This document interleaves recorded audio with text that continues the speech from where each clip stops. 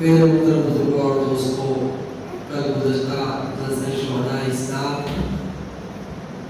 کی 8ویں نشست میں سیدنا ابو ذر غفاری رضی اللہ تعالیٰ کی سوانح اور حالات زندگی پر گفتگو کی گئی تھی۔ لوگوں کا اصرار ہوا کہ آپ کے حالات زندگی کے بقیہ حصے کو بھی بیان کر دیا جائے، اس لیے اب یہ دوسری نشست قائم کی گئی جس میں حضرت کے حالات زندگی جو باقی رہ گئے تھے وہ بیان کیے جاتے تھے۔ کل گزشتہ کی نشست میں یہ بات بتائی تھی کہ سیدنا ابو ذر غفاری رضی اللہ تعالیٰ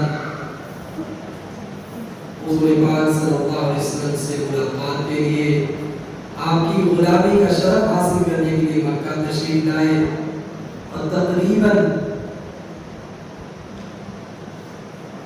28-29 دن گزر گئے۔ اس کے بعد سیدنا علی کرم اللہ وجہہ سے ملاقات ہوئی، 2 راتوں سے ان کے گھر جایا کرتے تھے رات کو سونے کے لیے۔ تیسرا دن آیا اور حرم میں آئے، دن بھر حضور کو تلاش کیا، کچھ پتہ نہ چلا، ملاقات نہ ہو سکی، تو تیسری رات کو پھر روئے اللہ کے سامنے اور انتظار کرتے رہے سیدنا علی کرم اللہ وجہہ کا کہ وہ ضرور آئیں گے، پھر مجھے اپنے گھر لے جائیں گے، لیکن شاید کسی مصروفیت کی وجہ سے حضرت کا حرم آنا نہ ہوا۔ تو اس رات اب سیدنا ابو ذر غفاری رضی اللہ تعالیٰ حرم ہی میں آرام کرنے کے لیے لیٹ گئے۔ حضرت کا بیان ہے کہ چاندنی رات تھی، روشنی اور اجالا خوب پھیلا ہوا تھا، رفتہ رفتہ رات بڑھتی گئی اور حرم کے اندر سناٹا ہو گیا، سوائے 2 عورتوں کے اب حرم میں کوئی باقی نہ رہا۔ وہ اب حرم کا اور بیت اللہ شریف کا طواف کر رہی۔ اب طواف کے دوران وہ عورتیں بار بار یا اساف یا نائلہ کہہ کر کے اپنی منتیں ان کے سامنے پیش کر رہی تھی۔ حضرت پردوں کے پیچھے چھپے ہوئے تھے، اس لیے کہ اس سے پہلے ایک مرتبہ آپ کے ساتھ سانحہ ہو چکا تھا۔ وہیں پیچھے سے آپ سے رہا گیا تو آپ نے کہا کہ انکحا احدہم الآخر، ان میں سے ایک کی دوسرے سے شادی کرا دو۔ کیا حقیقت ہے اس جملے کی؟ اس جملے کی حقیقت یہ ہے کہ عربوں کے عقیدے کے مطابق اسحاق یہ مرد کا نام، نائلہ یہ عورت کا نام ہے۔ یمن کے یہ لوگ رہنے والے تھے، انتہائی خوبصورت، اور دونوں ایک دوسرے پر فدا ہو گئے، ایک دوسرے کے عاشق ہو گئے۔ وطن کے اندر ایک دوسرے سے ملاقات کی شکل نہیں پیدا ہو رہی تھی، تو یہ لوگ حج کے بہانے سے مکے آ گئے اور صفا مروہ پہاڑی کے پاس ان لوگوں سے وہ فعل شدید سرزد ہوا، جس کے نتیجے میں ان لوگوں کا عقیدہ یہ ہے یہ دونوں پتھر بنے، یہ دونوں انسانی جسم سے پتھر کی شکل اختیار کر لیے۔ اس کے بعد ان عربوں نے انہیں ایک کو صفا پہ رکھا، دوسرے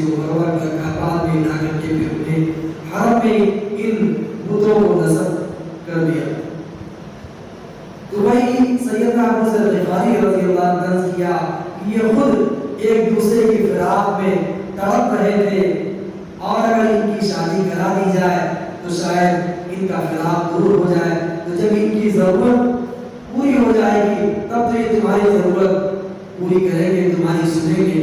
بہرحال سیدنا ابو ذر غفاری رضی اللہ عنہ نے پردے کے پیچھے سے یہ جملہ کہا کہ ان میں سے ایک دوسرے سے شادی کرا دو، اور تو جو سنا بہت برا مانا اور گالیاں دینے لگی، کہا کاش کہ اس وقت ہمارے مردوں میں سے کوئی ہوتا اس بے دین کی اچھی خبر دیتا، اور گالیاں دیتی ہوئی وہ سب حرم سے باہر چلی گئی۔ ادھر سے حضور پاک صلی اللہ علیہ وسلم اور سیدنا ابو بکر صدیق رضی اللہ عنہ حرم کی طرف تشریف لا رہے تھے، خانے کعبہ تشریف لا رہے تھے۔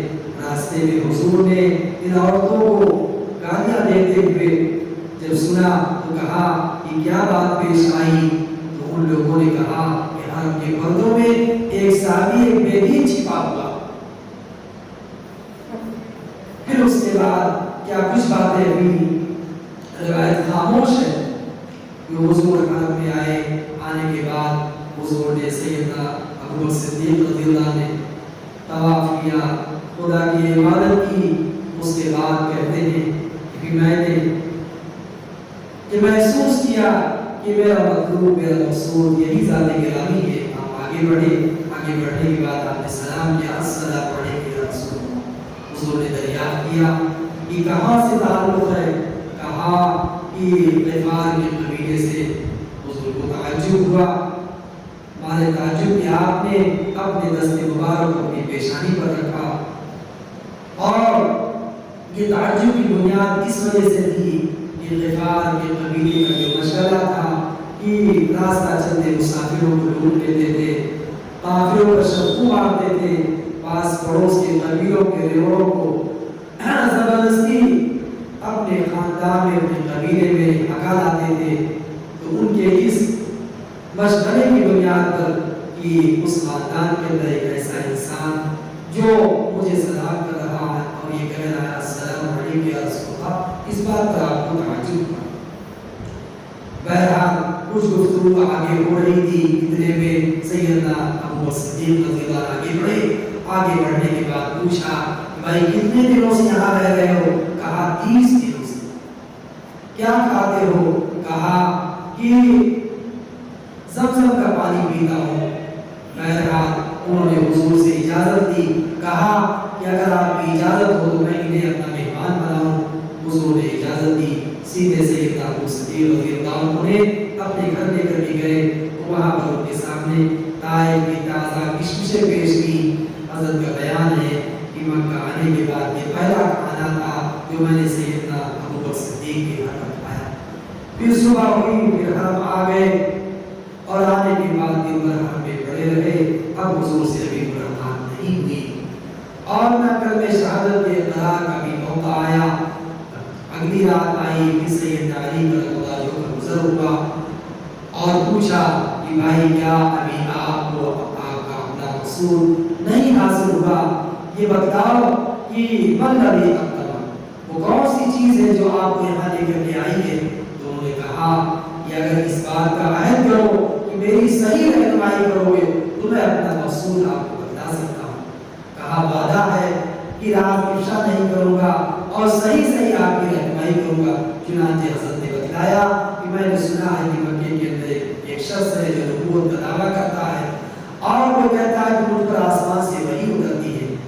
سید علی رضی اللہ عنہ نے کہا کہ ہاں یہ بات سچی ہے، وَإِنَّهُ حَقٌّ وَهُوَ رَسُولُ اللَّهِ، یہ بات سچ ہے، وہ اللہ کے رسول ہیں۔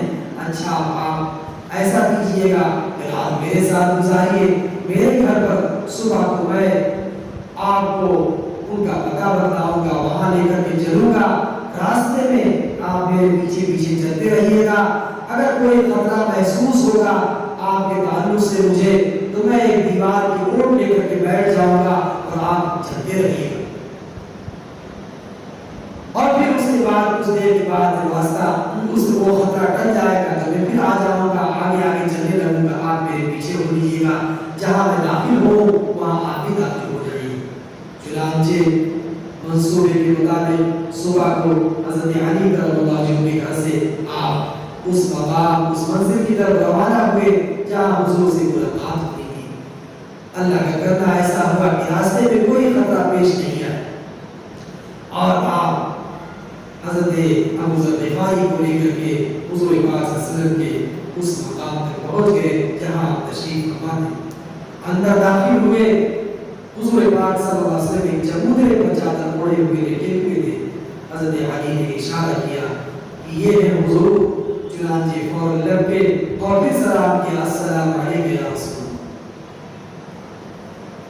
حضور ہاتھ مار کر کے جگ گئے، جواب دیا اور پھر آگے بڑھ کر کے حضرت ابو ذر غفاری رضی اللہ عنہ نے کہا کہ آپ جو کچھ کہتے ہیں، جو کچھ سناتے ہیں وہ آپ مجھے بھی سنائیے۔ حضور نے کہا میں کچھ نہیں سناتا بلکہ اللہ سناتا ہے، اللہ فرماتا ہے۔ کہا وہی آپ مجھے سنائیے۔ چنانچہ حضور نے قرآن کی کوئی سورت پڑھی، سورت کا ختم ہو رہا تھا کہ حضرت ابو ذر غفاری رضی اللہ عنہ نے شہادت کا اقرار کیا، اشہد ان لا الہ الا اللہ و اشہد ان محمد عبدہ و رسولہ۔ اس کے بعد مزید گفتگو ہوئی۔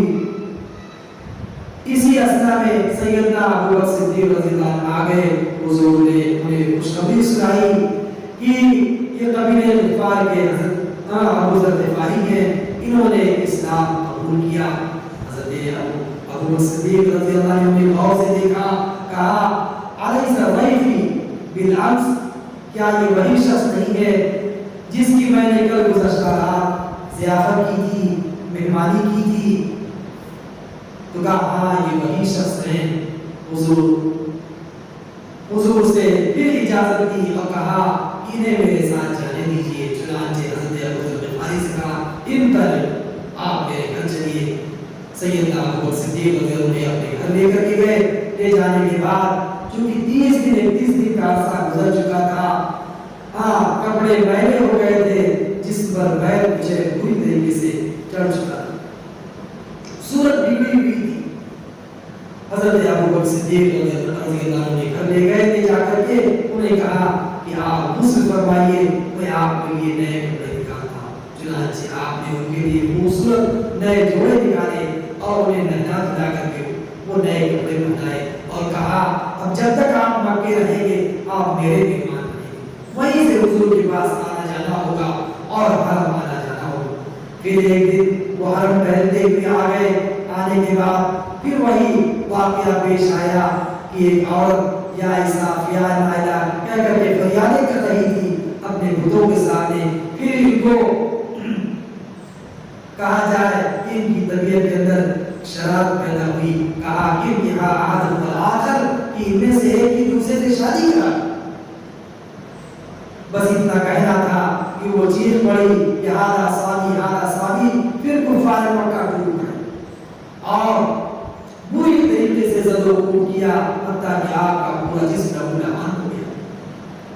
ادھر حضرت عباس رضی اللہ عنہ کا گزر ہوا دیکھا کہ کفار مکہ قریش مکہ ایک مسافر کو بری طرح مار رہے ہیں، تو آ کر کے انہوں نے دیکھا، پہچانا یہ تو قبیلہ غفار کے گزر ہیں۔ آپ آ کر کے ان کو لیٹ گئے، کہا الستم اے قریشیوں، کیا تمہیں معلوم نہیں کہ یہ غفار کا آدمی اور اس یہی خاندان تمہارے شام کی طرف جانے والے تاجروں کی گزر ہے، ان کے پاس سے گزر کر کے تم شام جایا کرتے ہو، اگر تم نے ان کو بری طرح مارا قتل کر دیا تو تمہارے تاجروں کی خیر نہیں۔ بہرحال حضرت عباس کی کہنے کی وجہ سے وہ لوگ ہٹ گئے، ان کی جان بچی۔ اس طریقے سے 2 دن 3 دن واقعات ہر کے اندر پیش آئے۔ ادھر حضور سے بھی انہوں نے اجازت دی۔ حضور نے جب کہا کہ اے ابو ذر اب تم اپنے وطن واپس چلے جاؤ، تو وہاں جا کر کے میری طرف سے اللہ کا پیغام اللہ کے بندوں تک پہنچاؤ۔ کہا کہ حضور میں اس وقت تک نہیں جاؤں گا جب تک کہ مسجد حرام میں جا کر کے، حرم کے سیر میں جا کر کے کلمہ شہادت کا بربرا اظہار نہ کروں۔ میرے محترم بزرگوں اور دوستوں، حضور نے کہا کہ مجھے اندیشہ ہے کہ وہ لوگ تمہیں قتل کر دیں گے۔ کہا کہ حضور ٹھیک ہے مجھے قتل کر دیں، لیکن میں جب تک کلمہ شہادت کا اقرار ان کفار کے بیچ میں نہیں کر دیتا تب تک میں واپس نہیں جا سکتا۔ انصرف علی واللہ لا ارجع، اللہ کی قسم واپس نہیں جاؤں گا جب تک کہ میں ان کے بیچ میں اس کلمے کا اقرار اور زور سے اس کا اظہار کروں، اپنے دین کا اظہار۔ حضور خاموش ہو گئے، چنانچہ یہ گئے کفار مکہ ہلکا وقت لگائے ہوئے بیٹھے ہوئے تھے، اور جا کر کے ان کے بیچ میں اشہد ان لا الہ الا اللہ و اشہد ان محمد عبدہ ورسولہ کا ترانہ گنگنایا بلند آواز سے۔ بس اس کلمے کو سننا تھا کہ سارے کفار اپنے آنکھوں کو توڑ کر کے پھر ان کے اوپر پھر پڑے، اتنا مارا کہ انہوں نے اپنے گمان کے مطابق سمجھ لیا کہ ابو ذر اب جا بحق ہو چکے۔ اس کے بعد کہتے ہیں کہ مجھے ہوش آیا اور اٹھا، اٹھنے کے بعد زمزم کی کنویں کے پاس گیا، پانی پیا اور اپنے جسم کو دھلا، پھر حضور کے پاس آیا۔ حضور نے کہا کہ ابو ذر میں نے کہا نہیں تھا کیا ایسا ہو جائے، خطرہ ہے مجھے۔ کہا حضور میرے جی میں خواہش تھی میں اس کلمے کا اظہار کروں، میں نے اپنی اس جی کی خواہش کو پورا کیا۔ بہرحال اس طرح وہ مکے میں رہتے رہے اور پھر حضور کی ہدایت کے مطابق اپنے وطن واپس آ گئے۔ اپنے وطن کیا، وہی جہاں انہوں نے مکے کے قریب جس بستی میں سکونت اختیار کر رکھی تھی، وہاں آنے کے بعد اپنے بھائی سے ملے۔ بھائی نے پوچھا کہ بھیا کیا ہوا، یہاں کیا کرتے؟ اس نبی پر ایمان لے آئے، اس کی تصدیق کی، تو کہا کہ آپ جس نبی کا کلمہ پڑھ کر کے آئے ہیں، اس کی نبوت کا اقرار کر کے آئے ہیں، مجھے بھی اس کے دین سے کوئی انکار نہیں، میں بھی اس کی تصدیق کرتا ہوں۔ چنانچہ بھائی بھی وہ بھی کلمہ شہادت کا اقرار کر کے اشہد ان لا الہ الا اللہ و اشہد ان محمد عبدہ ورسولہ کہہ کر کے وہ بھی اسلام میں داخل ہو گئے۔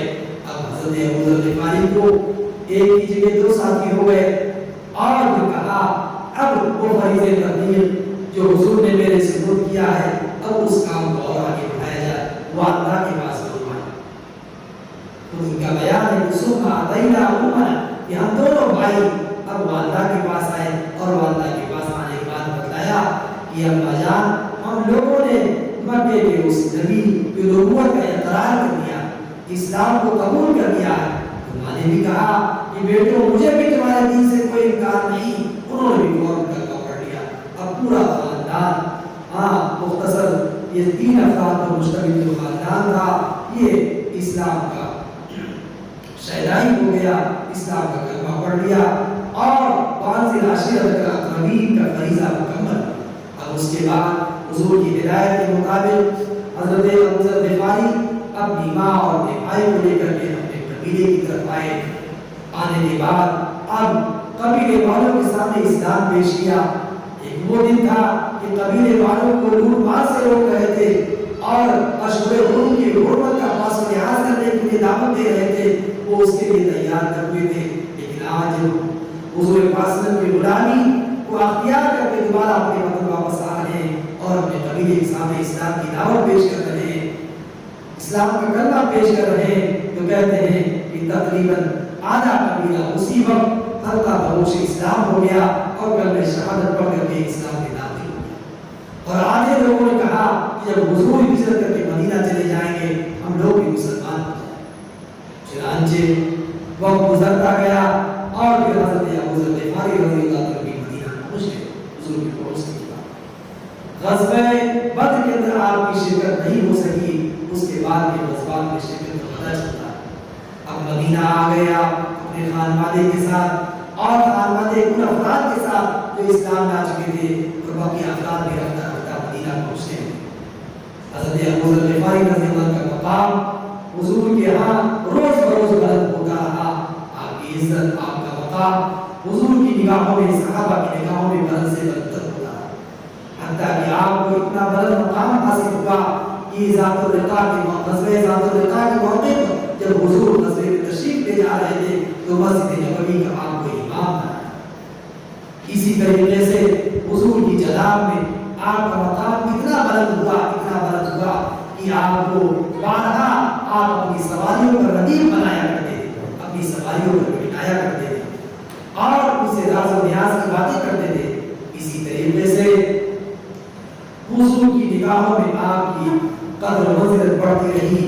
آپ کا مشورہ مدینہ پہنچنے کے بعد زیادہ حضور کی خدمت کرنا، زیادہ حصہ وہ حضور کی خدمت میں گزارا کرتے تھے. ایک دن کا واقعہ تھا, انہوں نے حضور کی خدمت کی, زیادہ خدمت کی تھی.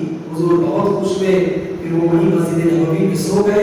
سونے کے بعد پھر حضور پاک آخری پہر میں خود ہی تشریف لائے اور ان کے انگوٹھوں کو دبایا. ابو ذر جگ گئے. پوچھا, ابو ذر اس دن تمہارا کیا حال ہوگا جب تمہیں اس مسجد سے نکالا جائے؟ سب مزاج آدمی تھے. کہا حضور مجھے اس مسجد سے نکالا جائے گا. کہا اس دن تلوار سونپ دوں گا اور جو مجھے اس مسجد سے نکالے گا میں اس کی گردن اڑا دوں گا. حضور نے کہا یا اللہ ابو ذر پر رحم فرمائے. پھر ابو ذر کی طرف مخاطب ہوئے. کہا ہے ابو ذر ایسا نہیں, تم پر جو امیر بنایا جائے چاہے وہ حبشی غلام ہو, اس کی ناک ٹیڑھی ہو, تم اس کی فرما برداری کرنا. وہ تمہیں جدھر کھینچے ادھر کھینچ جانا, تمہیں جدھر ہٹائے ادھر چلے جانا. بات آئی گئی ہو گئی. حضور کی خدمت میں وہ مصروف رہے اور روز بروز مسلمانوں کے بیچ میں حضور کی نگاہ میں ان کی قدر و منزلت بڑھتی رہی. حضور کا وصال ہوتا ہے. اس کے بعد سیدنا ابوبکر صدیق رضی اللہ عنہ کا زمانے خلافت آتا ہے. ان کے یہاں بھی آپ کا ایک مقام بلند تھا. پھر حضرت عمر فاروق کا دور آتا ہے. ان کی نگاہوں میں بھی آپ کی بڑی قدر و منزلت تھی. ایک دن کا واقعہ ہے کہ حضرت عمر فاروق رضی اللہ عنہ گزر رہے تھے. ان کے سامنے سے ایک شخص کا گزر ہوا. وہ حضرت نے فرمایا کہ نعم العبد عظیم, ایک تابعی نوجوان تھا. ان کو دیکھ کر کے حضرت عمر فاروق نے کہا کہ نعم العبد عظیم, کہ عظیم کتنا اچھا انسان. حضرت ابو ذر غفاری کی جملے سنے, دوڑ کر کے عظیم کے پاس گئے اور کہا کہ اے عظیم تم میرے لیے خدا کی جناب میں مغفرت کی دعا کرو, خدا میری بخشش کر دے. عظیم گھبرا گئے. گھبرانے کے بعد کہا کہ آپ یہ کیا کر رہے ہیں؟ آپ صحابی رسول ہیں. اتنے بلند پایا آپ صحابی ہیں کہ حضور نے ایک موقع پر فرمایا تھا کہ خدا نے مجھے 14 مخصوص اور فاضل رفقا عطا فرمائے. 14 مخصوص اور فاضل رفقا عطا فرمائے. ان میں ابو ذر غفاری کا بھی نام تھا, آپ کا بھی نام, آپ کا مقام انتہائی بلند تھا. آپ مجھ سے کہہ رہے ہیں جبکہ میں تابعی ہوں, صحابی نہیں ہوں. کہا اے عظیم ابھی میں نے اب سیدنا عمر فاروق کی زبان سے سنا کہ وہ یہ کہہ رہے ہیں کہ عظیم بہت اچھا انسان, اللہ کا بہت اچھا بندہ. اور میں نے نبی پاک کی زبان مبارک سے سنا تھا کہ عمر کی زبان پر خدا نے راستے اور سچائی کو جذبہ کر دیا ہے. عمر جو بولے وہ سچ ہی ہوگا. اگر عمر نے تم کو سچا کہا ہے, اچھا انسان کہا ہے, تو یقیناً تم خدا کی جناب میں سچے ہو اور ایک اچھے انسان ہو. پیارا تم میری مغفرت کی دعا کرو. بہرحال اس واقعے سے پتہ چلتا ہے کہ حضرت عمر فاروق کے دور خلافت میں بھی سیدنا ابو ذر غفاری رضی اللہ عنہ مدینے میں تھے. آپ کے آخری دور خلافت میں یہ شام چلے گئے. شام جانے کے بعد پھر پہلے تو شام کے نواحی علاقوں میں کہیں سکونت اختیار کی. پھر کچھ دنوں کے بعد آپ شہر میں گئے دمشق میں. دیکھا وہاں پر کہ لوگوں کی زندگیاں تبدیل ہو چکی. لوگوں کی زندگیاں اب جو سادگی ختم ہو چکی جو حضور کے زمانے میں تھی, اب آرائش کا زمانہ آ چکا ہے, سہولتوں کا زمانہ آ چکا ہے. لوگوں نے اپنی زندگیاں تبدیل کر دی. یہ چیزیں صحابہ کرام کی زندگیاں تبدیل ہو چکی ہیں اور بھی لوگوں کی زندگیاں تبدیل ہو چکی ہے. وہ سادگی جاتی رہی جو آپ کو بہت ناگوار ہوئی اور آپ نے اس پر اپنی ناراضگی کا اظہار کیا. اور اسی طرح آپ کا ایک خاص اختلاف آیت کہف کے سلسلے میں تھا کہ لوگوں کو سونے اور چاندی کا ذخیرہ نہیں کرنا چاہیے بلکہ اسے قرآن کی ہدایت کے مطابق اللہ کے راستے میں خرچ کرنا چاہیے.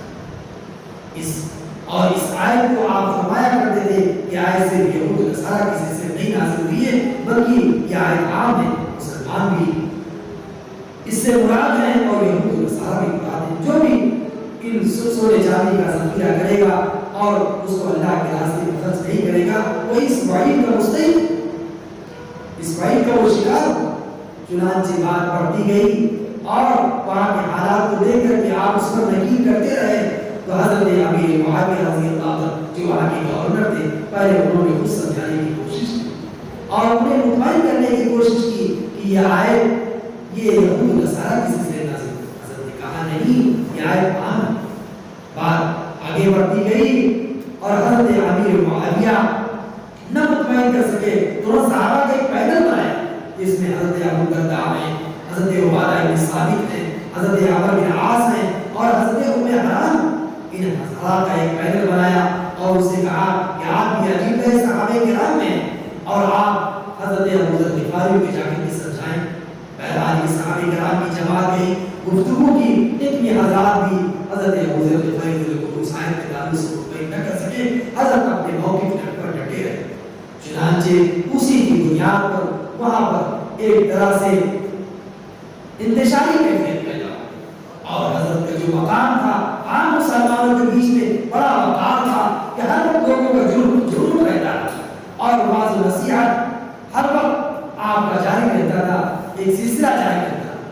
جب یہ دیکھا کہ ان کا یہ واضح نصیحت کا سلسلہ اور قرآن آیات کی تفسیر کا سلسلہ روز بروز بڑھتا جا رہا ہے اور مالدار کی طرف سے شکایتیں حضرت امیر معاویہ کی مجلس میں پہنچ رہی ہیں کہ بھائی علماء ہم پر طعن و تشنیع کر رہے ہیں, طنز کر رہے ہیں کہ لوگ سانپ کی طرح دعوت پر بیٹھے ہوئے کل خدا کے جناب میں جب پہنچیں گے تو وہاں ان کا سامنا عذاب سے خدا کا عذاب ان کا انتظار کر رہا. روز شکایتیں کرتے وہ مارا. تو حضرت امیر معاویہ رضی اللہ نے دربار خلافت پر چٹھی بھیجی کہ آپ اے امیر المومنین حضرت عثمان غنی آپ ابو ذر غفاری کو مدینہ بلا لیجیے, یہاں پر ان کی وجہ سے انتشار کرتا. حضرت امیر معاویہ شام کے والی ہونے کی حیثیت سے خود یہ مقام رکھتے تھے کہ خود ہی حضرت ابو ذر غفاری کو وہاں سے نکال دیں, لیکن انہوں نے ایسا نہ کیا. صرف ایک آرڈیننس جاری کیا, ایک حکم نامہ جاری کیا کہ بھائی ابو ذر کے پاس کوئی نہ جائے. اب کوئی جاتا تو حضرت ابو ذر غفاری اب خود ابھی تک جو گفتگو ہوتی ایک صحابی کی دوسرے صحابی کی حیثیت سے ہوئی تھی. حضرت امیر معاویہ نے جو گفتگو کی تھی صحابی ہونے کی حیثیت سے کی تھی, گورنر ہونے کی حیثیت سے نہیں کی تھی. لیکن اب جب انہوں نے حکم جاری کیا کہ ابو ذر کے پاس کوئی نہ جائے, اب جو صحابہ جاتے یا تابعین جاتے ان سے ملتے بھائی دیکھو ہمارے امیر کا حکم ہے کوئی میرے پاس آئے. امیر کی اطاعت میں جذبہ کہ ہمارے امیر کے یہ حکم ہے کوئی میرے پاس آئے, بلا وجہ تم لوگ مصیبت میں مبتلا مت ہو. اب لوگوں کو اپنے پاس سے ہٹا لیں گے. ادھر ان کی چٹھی دربار خلافت جا چکی ہے. حضرت عثمان غنی نے جیسے حضرت امیر معاویہ کی چٹھی وصول کی فوراً اپنا ایک نمائندہ شام بھیجا اور کہا کہ جا کر میرا پیغام تک پہنچانا. تم فوراً مدینہ چلے جاؤ, فوراً مدینہ چلے جاؤ. چنانچہ جیسے یہ پیغام امیر مومن کا ملتا ہے حضرت ابو ذر غفاری اتنی اجرت اختیار کرتے ہیں کہ اجرت کی وجہ سے اپنے بیوی بچوں کو بھی وہ مدینہ نہ لا سکے, فوراً اسی وقت مدینہ چل پڑتے. بعد میں حضرت امیر معاویہ نے پورے اعزاز اکرام کے ساتھ ان کے بچوں کو ان کی بیوی کو مدینہ روانہ کیا. یہ مدینہ پہنچ گئے. خود ان کا بیان ہے پر مدینہ جیسے پہنچا تو وہ لوگ جو مجھے پہلے سے بھی جانتے تھے ایسے مجھ پر ٹوٹے پڑ رہے تھے جیسے کبھی مجھے دیکھا نہ. حضرت ابو ذر غفاری کا ایک مقام, لوگ آپ سے ملنے کے لیے آپ کی زیارت کے لیے فرمان امان آپ پر گرے جاتے تھے. بہرحال مسلمانوں کی خوشی بھی مدینے کے حضرت ابو ذر غفاری مدینہ آ گئے. ان کے علوم سے آپ فیضیاب ہوئے. سیدنا عمر فاروق رضی اللہ عنہ کے علم کو حضرت عبداللہ ابن مسعود کے برابر سمجھتے. حضرت علی کرم اللہ کہتے تھے کہ ابو ذر غفاری علم کا خزانہ. لوگوں کو خوشی ہوئی کہ اب ان کے علوم سے ہمیں نفع ہوگا, ان کی نصیحتوں سے ہمیں نفع ہوگا. حضور کی باتیں تو ان سے ہوا کرتی تھی, حضور نے جن سے باتیں کہی وہ ہمیں ان کے ذریعے سے معلوم. لوگوں کی بھیڑ ان کے پاس رہنے لگی. بند و نسائی کا سلسلہ جاری ہو گیا. تبلیغ کا وہ جذبہ جو ان کے اندر کار فرما تھا, کہا کرتے تھے. بخاری میں یہ روایت موجود ہے کہ اگر میری گردن پر ایک تلوار کر دی جائے اور مجھے یہ معلوم ہو کبھی اس تلوار کے چلانے میں اتنی دیری باقی ہے کہ میری گردن تک پہنچنے میں اتنا وقفہ باقی ہے کہ اس کی دیری میں میں اللہ کے رسول کا کوئی پیغام اللہ کے رسول کی امتیوں تک پہنچا سکتا ہوں, تو اس حالت میں بھی تبلیغ کا فریضہ جان دوں. بہرحال وہ لوگوں کو سمجھاتے رہے, اللہ کے رسول کی حدیثیں بیان کرتے رہے. وہاں بھی بڑی سلسلہ کہ بھائی صحابی کو اختیار کرو اور یہ تعیش اور آرام پرستی کو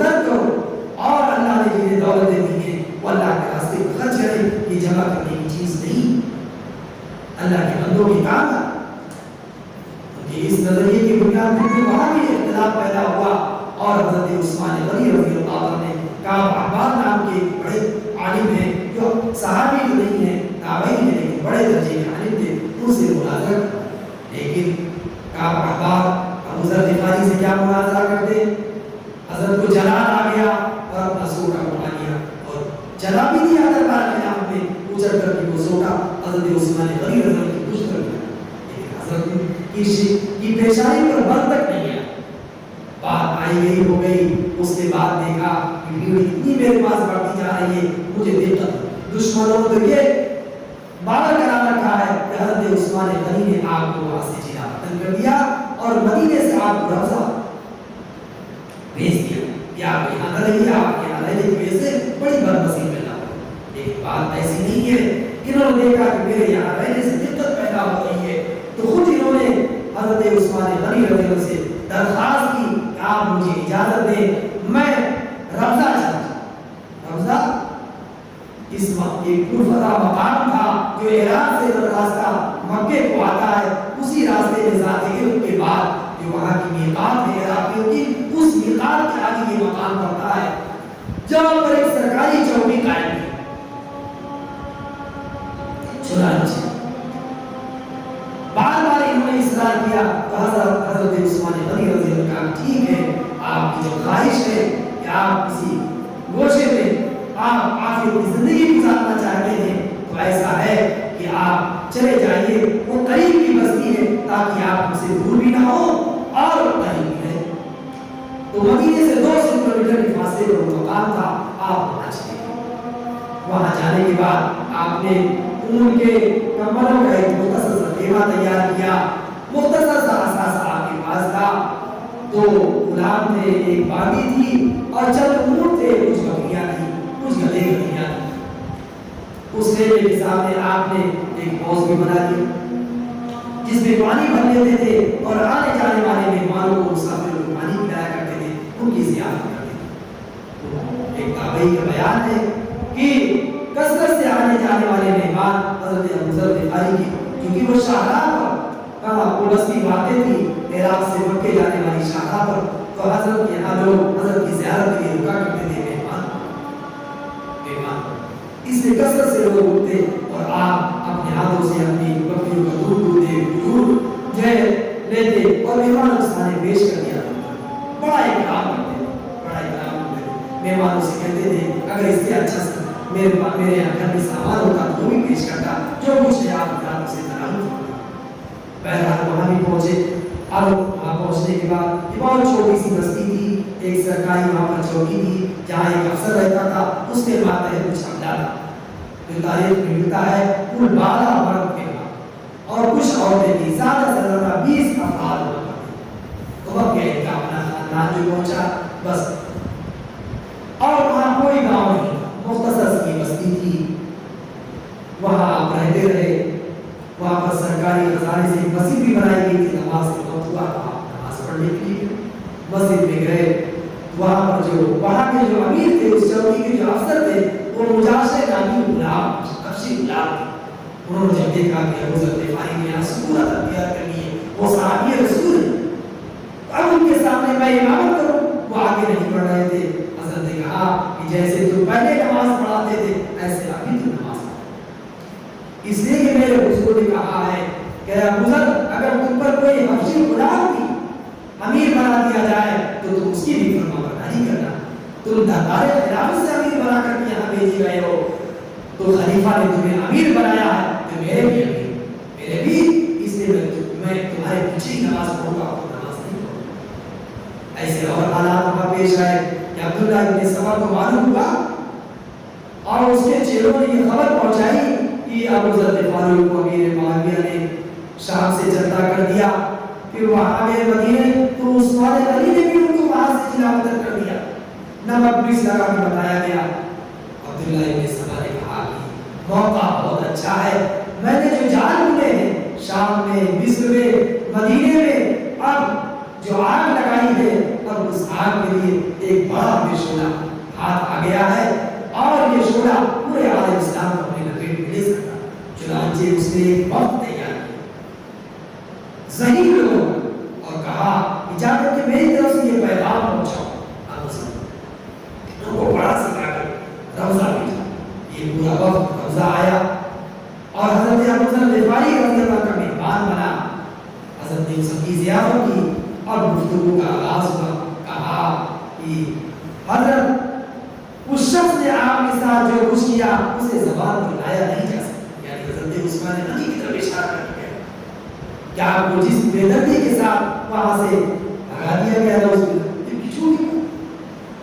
جس طرح آپ کو وہاں سے جلا وطن کیا گیا اور جو آپ کے ساتھ سلوک کیا گیا اسے زبان پر نہیں لایا جا سکتا. اگر آپ اس شخص کے خلاف عالم بغاوت بلند کریں تو جتنے آدمیوں کی ضرورت ہوگی وہ آپ کو مہیا کی جائے. بس آپ جھنڈا بلند کر دیجیے. یہ بات اس کی طرف سے سنی تھی کہ حضرت نے کہا کہ اللہ کے بندو مجھ سے یہ بات نہ میرے سامنے اس بات پر تذکرہ مت کرو. اور سنو اللہ کے رسول نے کہا ہے کہ جو اپنے بادشاہ کو ذلیل و رسوا کرے گا وہ ذلیل و رسوا ہو جائے گا. کہا ہے کہ میرے بعد ایک بادشاہ آنے والا ہے جس بادشاہ کی اطاعت و فرمانبرداری کے قوم لوگ اپنی گردن سے اتار دیں گے. جو اتار دے گا وہ اسلام سے نکل جائے گا اور پھر اس کی توبہ کبھی قبول نہیں ہوگی. وہ بادشاہ عثمان غنی. تم عثمان غنی کے بارے میں کہتے ہو اگر عثمان غنی مجھے اونچی سے اونچی لکڑی اور بلند سے بلند پہاڑ پر لے جا کے پھانسی دے تو میں اس کو بھی مانوں گا. اسی میں اپنی بھلائی سمجھوں گا. اسی میں اللہ کی طرف سے ثواب سمجھوں گا. عثمان غنی اگر مجھے حکم دے تو مشرق سے مغرب تک دوڑ لگاؤ تو میں دوڑ لگاؤں. عثمان غنی مجھے حکم دے دے تم اپنے خیمے کے اندر نظر بند ہو جاؤ میں اپنے خیمے سے باہر نہیں نکلوں گا. تو عثمان کے خلاف مجھے بغاوت کے لیے تیار کرتے ہیں. بہرحال ان کے منصوبے کو پانی بعد اس طرح کے حالات وہاں بھی پیدا ہوتے رہے. ان کے خلاف اس طریقے سے ان کی زندگی وہاں گزرتی رہی اور بڑے سکون کے ساتھ انہوں نے شہروں اور آبادیوں کے اندر بسنے کے بجائے اپنی زندگی کے آخری لمحات کو اس چھوٹی سی بستی میں گزارنے کا فیصلہ کر لیا اور وہیں یکسوئی کے ساتھ اپنے خدا کی یاد میں مگن رہتے تھے اور آنے جانے والے مسافروں کا اکرام کرتے تھے. ان کی ضیافت زندگی کا آخری سال آ گیا. 32ویں ہجری اپنے آخری مہینے میں قدم رکھ رہی ہے اور حج کا زمانہ ہے. جھوٹ در جھوٹ حجاج کرام کے قافلے اس شاہراہ سے عراق سے ہوتے ہوئے ذات ارد پر پہنچ کر کے احرام باندھ رہے ہیں اور تلبیہ پڑھتے ہوئے حضرت ابوذر غفاری کہ اس خیمے کے سامنے سے گزر رہے ہیں جنہیں آپ کے بارے میں ہے وہ آپ کی ملاقات کا بھی شرف حاصل کر رہے ہیں. لبیک اللہم لبیک کہتے ہیں وہاں سے گزر رہے ہیں. اب سوچئے کہ کیا کچھ گزر رہی ہوگی کہ آپ کا جسم اب اس لائق نہیں رہا کہ آپ مکے کا سفر کر سکیں. اس بستی سے مکے کی دوری 379 کلومیٹر تقریباً 400 کلومیٹر. آپ کے بدن میں اتنی سکت نہیں کہ آپ اس میں شریک ہو سکیں. جبکہ اس سال کا سفر حج انتہائی مبارک ہے کہ یہ تمام ممالک اسلامیہ میں خلافت کی طرف سے یہ اعلان کرایا گیا ہے کہ اس سال امیر المومنین سیدنا عثمان غنی حج کو آئے. تمام گورنروں کو یہ فرمان جاری کیا گیا کہ سارے گورنر مکے کے آ کر کے حضرت سے ملاقات کریں. تو کیا حضرت کے دل میں یہ جذبے نہ اگڑائے لیے ہوں گے کہ کاش کہ میں بھی مکہ پہنچتا امیر المومنین سے ملاقات اور اپنے تمام ساتھیوں سے جو ممالک اسلامیہ میں پھیلے ہوئے ہیں مختلف ذمہ داریوں کو نبھا رہے ہیں ان سے بھی ہماری ملاقات ہو اور حج کا شرف حاصل. آپ دھڑک بنے بے چین ہیں وہ جانے کرام کے قافلے گزر رہے جس میں انتہائی غریب و نزار ہو چکا ہے اور ان کی کمزوری کو دیکھ کر کے ایک دن بیوی صاحبہ کی چیخ نکل گئی. حضرت ابوذر غفاری نے اپنی بیوی کی چیخ سنی تو پوچھا کہ محترمہ کیا دیکھا تم نے, کیا سوچا, کیوں چیخ گئی؟ کہا کیا اس سنسان والی میں وہ سنسان والی حج کا زمانہ تھا اس لیے اب بالکل تاریخ اپنے آخری مرحلے میں پہنچ گئے ہیں. حج کے ارکان کی ادائیگی شروع ہونے والی. اس چوکی پر بھی جتنا سرکاری عملہ تھا وہ بھی جا چکا. اب کوئی اس بستی میں نہیں بچا. کوئی تقریباً 20 لوگ جو اس چوکی میں سرکاری رہتے تھے سرکاری آرڈر آنے کے بعد مکے جا چکے، پوری بستی خالی ہو چکی ہے۔ یہ انتظام ہو رہا ہے حضور پاک صلی اللہ علیہ وسلم کی زبان مبارک سے نکلے ہوئے ان کلمات کو سچ کر دکھانے کا کہ ابو ذر اکیلا ہی چلتا ہے، ابو ذر اکیلا ہی مرے گا، ابو ذر اکیلا ہی اٹھایا جائے گا۔ اللہ کہا اس سنسان وادی میں، اس سنسان وادی میں اب حجاج کے قافلوں کی آمد رفت ختم ہو چکی اور آج سے حج کے ارکان شروع ہونے والے ہیں۔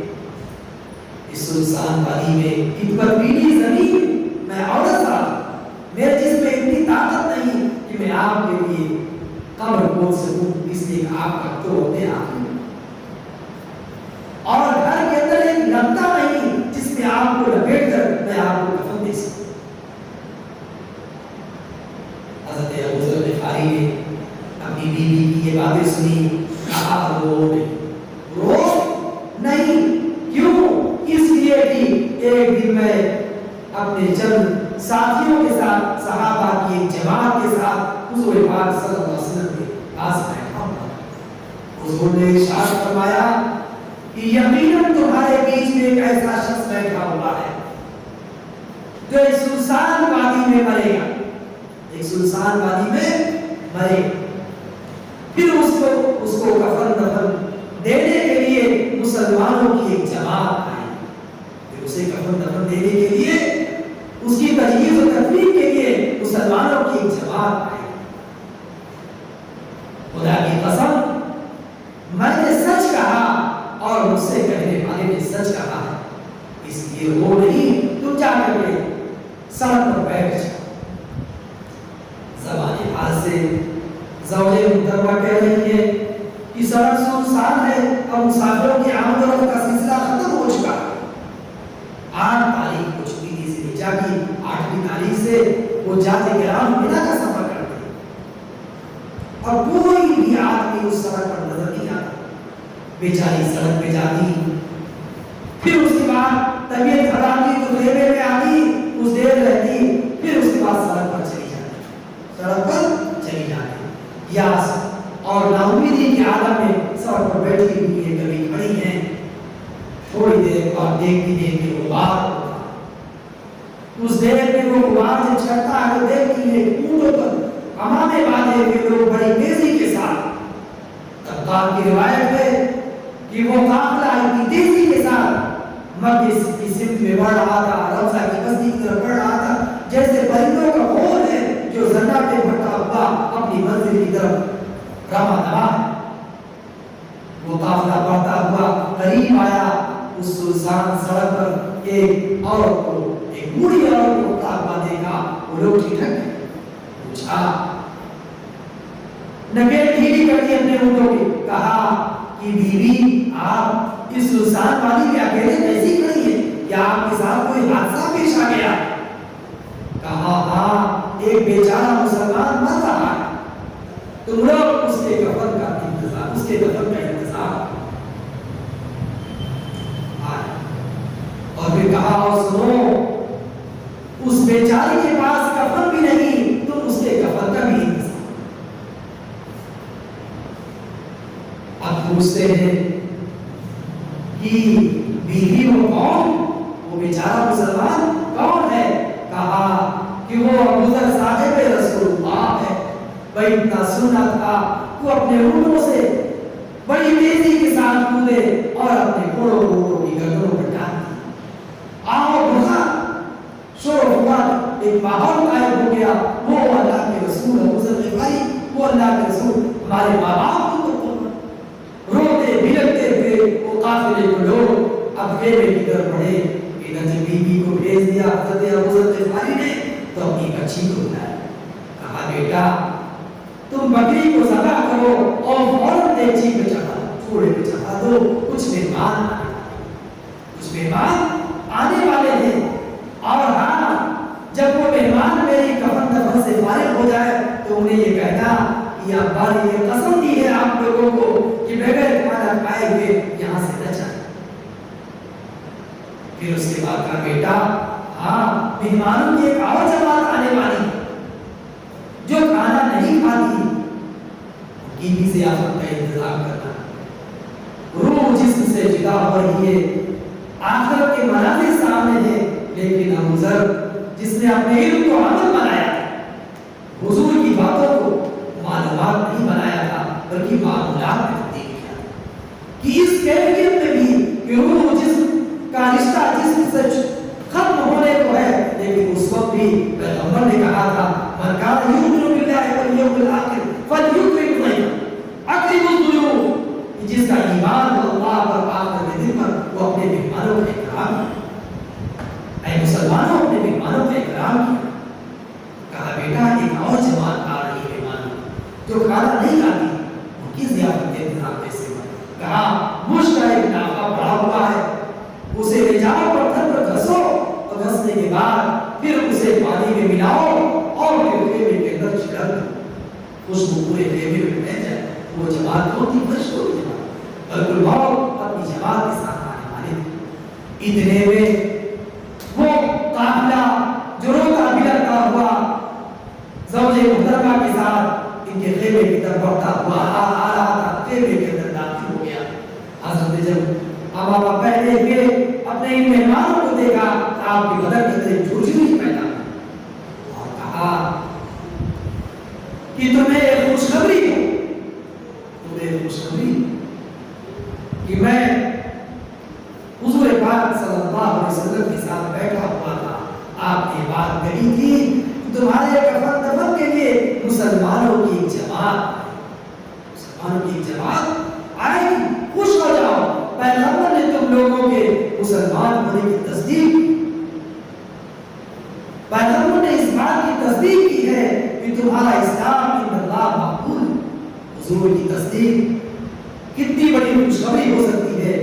وہ جماعت خوش ہو گئی کہ ہم ذر غفاری کے جنازے میں شریک ہونے والوں ایمان و اسلام کی تصدیق پیغمبر کر رہا ہے جس کی گواہی ابو ذر دے رہے. پھر کہا اچھا ایک اور خوشخبری سن لو کہ جن دو مسلمانوں کے 2 بچے مر گئے ہوں یا 3 بچے مر گئے ہوں اور ان کی موت کو اس نے صبر کیا اور سوال کی خدا سے اس نے امید کی ہو، تو وہ ان دونوں بچوں کی وفات کی وجہ سے ہمیشہ کے لیے آگ سے جدا ہو جائے. یہ روایت کی بیان کی ان مہمانوں کے سامنے. علماء کہتے ہیں اس روایت کا مقصد یہ تھا کہ ابو ذر کو اپنے اعمال پر اعتماد نہیں، اپنے صدقات خیرات پر اعتماد نہیں ہے، اعتماد ہے انہیں خدا کی مغفرت کا، اپنی نجات کا. تو صرف اس پر ہے کہ میرے کچھ بچے بچپنے کی حالت میں وفات پا گئے ہیں، ہاں انہیں کے ذریعے میری نجات ہو سکتی ہے. میرے اعمال کو ایسے نہیں کہ جس کی بنیاد پر میری مغفرت ہو. بہرحال اب بات آگے بڑھی. کہا اچھا سنو، کاش کہ میرے پاس اتنا کپڑا ہوتا جس پر لپٹ کر میں اپنا کفن بنا لیتا، لیکن خدا کا آج اگر یہی منظور ہے کہ میں دوسرے کے کپڑوں میں کفن دیا جاؤں تو میں اس پر راضی ہوں. اب میری وصیت سنو اور میں تمہیں خدا کی قسم دیتا ہوں کہ مجھے کفن وہی پہنائے جو کسی صوبے کا والی نہ ہو، جو عریف نہ ہو، کسی ممتاز عہدے پر فائز نہ ہو. آپ دیکھیے کہ اس جماعت کے قریب تمام ساتھی وہ یا تو گورنر ہے یا کسی بڑی ذمہ داری پر فائز ہے، لیکن انہی کے بیچ میں ایک انصاری نوجوان تھا. اس نے کہا چچا محترم آپ کی ساری شرائط میرے اندر پائی جاتی، میں کسی عہدے پر فائز نہیں، اور ہاں میرے تھیلے میں 2 نئی چادریں بھی جو میری والدہ نے، ایک روایت ہے کہ بنی ہے اور دوسری روایت ہے کہ میری والدہ نے ان کے سوٹ کاٹے تھے اور بازار سے میں نے ان کی چادریں بنوائی. ممکن ہے کہ دونوں روایتیں صحیح، کہ والدہ ہی نے سوٹ کاٹے ہو اور والدہ ہی نے ان کی چادریں بنائی. اور کہا تیسری چادر میرے جسم پر ہے، اس تیسری چادر کو ملا کر کے آپ کا کفن مکمل ہو جائے. کہا ہاں تم میری شرط کے مطابق ہو، تم مجھے کفن کرنا. اچھا اور سنو، جب تم مجھے میری وصیت کے مطابق نہلا لو دھلا لو تو میرا جنازہ اٹھانے کے بعد سڑک پر لے جا کے ڈال دینا. پھر اس کے بعد سب سے پہلا مسافروں کا جو قافلہ آئے انہیں روکنا اور اس سے کہنا کہ ابو ذر صاحب رسول اللہ کا جنازہ ان کے دفن میں ہمارے ہماری مدد کرو۔ ان کی ہدایت کے مطابق، وصیت کے مطابق انہیں نہلایا گیا۔ انصاری نوجوان نے کفن پہنائے، کاندھوں پہ جنازہ اٹھا کر کے لے جا کر کے سڑک کے کنارے رکھ دیا۔ اب انتظار ہو رہا ہے، اس لیے کہ ابو ذر نے کہا ہے کہ جماعت اور آئے، جماعت اور آئے۔ اللہ اب انتظار کر رہے ہیں یہ عرب کہ وہ دوسری جماعت کون؟ تھوڑی دیر کے بعد دیکھتے ہیں کہ بڑی تیزی کے ساتھ ایک قافلہ ربضہ کی طرف بڑھتا ہوا آ رہا ہے اور اپنی اونٹوں کو بہت تیز رفتاری کے ساتھ وہ لوگ بھگا رہے ہیں۔ یہ استاد المسلمین، معلم الامت، فقیہ الاسلام سیدنا عبداللہ ابن مسعود تھے، جو اپنے ساتھیوں کے ساتھ احرام باندھ کر کے عمرے کے ارادے سے حرم جا رہے۔ قریب پہنچے، کہتے ہیں کہ تیزی کے ساتھ سر پر وہ اپنی سواریوں کو بھگا رہے تھے کہ قریب تھا کہ جنازہ ان سواریوں کے نیچے آ جائے۔ جنازہ دیکھ کر کے اور کچھ لوگوں کو کھڑا دیکھ کر کے وہ لوگ رک گئے۔ پوچھا کیا بات ہے؟ کہا کہ ابو ذر صاحب رسول اللہ کا جنازہ رکھا ہوا ہے اور انہوں نے کہا ہے کہ آنے والی جماعت سے کہنا کہ میرے دفن میں مدد کریں۔ عبدالبر کی روایت ہے، ان کا کہنا یہ ہے کہ آواز جیسے سیدنا عبداللہ بن مسعود کے کانوں میں پڑی ہے، ایک چیخ ماری، اپنے منہ سے انہوں نے چھلانگ لگائی اور روتے ہوئے یہ کہتے ہوئے ہائے میرے دوست، ہائے میرے بھائی، ہائے میرے دوست، ہائے میرے بھائی، یہ کہتے ہوئے آگے بڑھے اور کہا کہ مبارک ہو تمہیں، اللہ کے رسول نے کہا تھا ابو ذر اکیلا ہی چلتا ہے، اکیلا ہی مرے گا، اکیلا ہی اٹھایا جائے گا۔ آج میرے پیغمبر کی پیشی پوری کھڑے ہوئے جنازے کے سامنے اور ان پہلے آنے والے مہمانوں نے کہا کہ حضرت آپ امامت آج جنازہ کس کا رکھا ہوا ہے، جس کے بارے میں حضور نے کہا تھا اس آسمان کے نیچے، اس زمین کے اوپر ابو ذر سے زیادہ سچا انسان نہیں ہے۔ امامت کون کر رہا ہے اس جنازے کی، جس کے بارے میں حضور نے کہا کہ عبداللہ ابن مسعود کی مرضی خدا کی مرضی، جن کے علوم کے بارے میں حضور نے یہ وصیت کی تھی کہ عبداللہ ابن مسعود میرے علوم کے ایسے حامل ہیں کہ ان کے علوم کی تم تقلید کرو، اس پر بھروسہ کرو یا اسے کرو۔ آج ایسا شخص امامت کے لیے کھڑا، نماز جنازہ پڑھنے والی ایسی جماعت ہے جن کے ایمان اسلام کی تصدیق پیغمبر نے کی تھی کہ ابو ذر کے جنازے میں شریک ہونے والا گروہ مسلمانوں کی جماعت، پاکوں کی جماعت، اب ان کی نماز جنازہ پڑھ رہی ہے۔ جنازے کی نماز پڑھی گئی، پھر کاغذوں میں جنازہ اٹھا، قبر کے پاس لے جا کر کے رکھا گیا۔